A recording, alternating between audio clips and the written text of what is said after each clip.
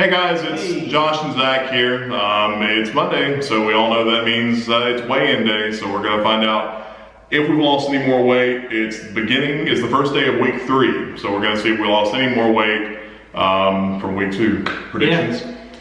I don't know. I mean, we had Thanksgiving, so I don't think one day can dictate what we did over the other 6. No, I mean, I think since we went right back to it, back to the diet. So if I had to predict, I'd say, so I lost 10 the first week, you lost 3. I'd say I lost an additional 3. 3? I'm gonna go with 2. I'm gonna go with 3 for me. We'll do 3 and 3 just as our guess. I know somebody was asking me earlier, they were saying, hey, why do you weigh yourself in the afternoon?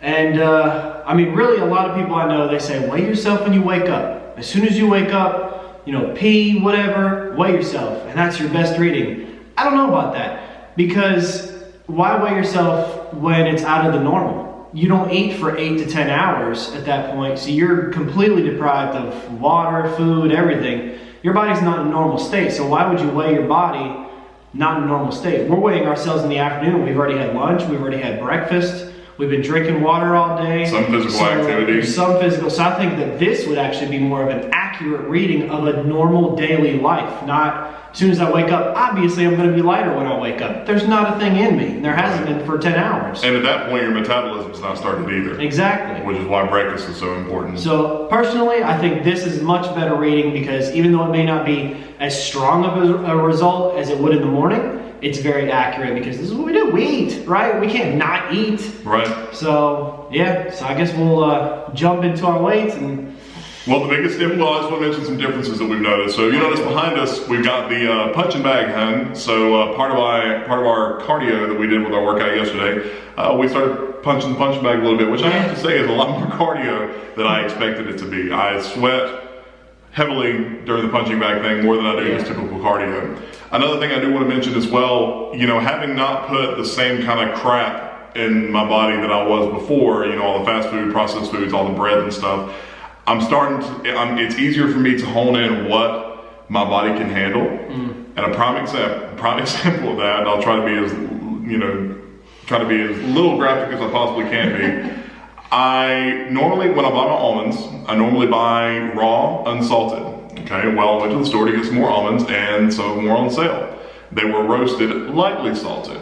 I got them because they said less sodium. So I'm guessing because I had pretty much reduced my sodium intake heavily and started eating these lightly salted almonds last night, my sweating kind of came back today.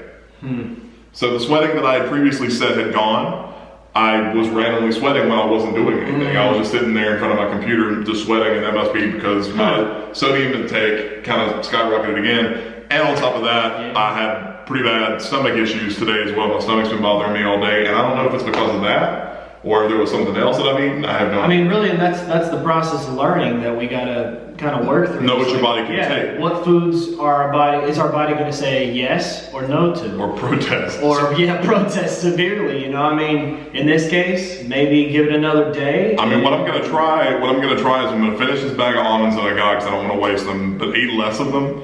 And then whenever I run out of them, I'm gonna go back and just pay the extra money and get the raw ones, the unsalted ones. Get those instead, and then see if that makes a difference. Yeah. But it's easier to it's easier for me to kind of identify because before, I mean, really, to be completely honest, when I was eating before, just constant fast food, you would never know. I wouldn't know, because really, I felt bloated, full all the time. My stomach hurt the majority of the time because I was just eating heavily, eating too much.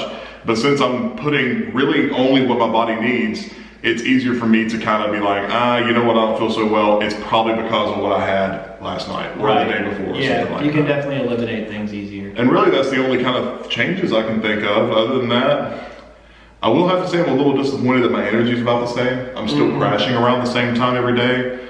But we talked briefly about your sleep schedule too, though. Yeah, that's one. Definitely got to improve. Right, and that's something I'm glad you said that. That's something we got to talk about as well. A healthy lifestyle is not just about exercise and eating well, but it's also about getting enough sleep. Yeah. And he and I, you know, the nature of our job, we have to get up very early in the morning. And sometimes we kind of lose track of time and may not go to bed at a reasonable time, which is what I do in most cases.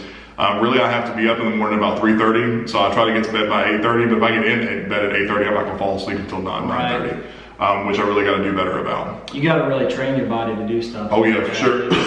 And that's the thing. If we're only getting 5 to 6 hours of sleep a night, that's not enough. No. That's why we don't have any energy. We need 7 to 8 hours of sleep consistently before we start realizing and noticing, hey, I don't feel too bad. And you won't notice. That's the problem. You won't notice it because you have consistent energy and go, nothing's good. You won't feel significantly different, but you'll be like, oh, I kind of forgot I didn't have energy before. For sure.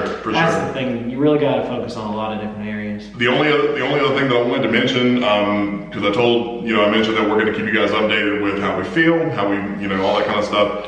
Up to this point, I really hadn't noticed any kind of physical changes in myself, at least, until about today and yesterday.